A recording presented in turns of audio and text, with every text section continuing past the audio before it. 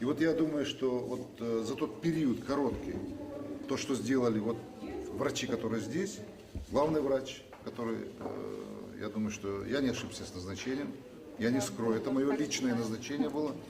Вот. Это очень важно. Вот это надо сохранить, чтобы это учреждение стало действительно таким образцовым.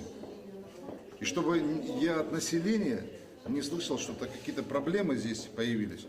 И мне очень хочется, чтобы от населения были только такие обращения, письма со словами благодарности.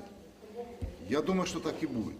По тому настрою, который я сегодня видел, потому вот по тем глазам, которые сегодня вот, как бы светятся, я думаю, что вот ваши руки, ваши глаза, ваши добрые намерения, ваши сердца, они направлены давать людям добро.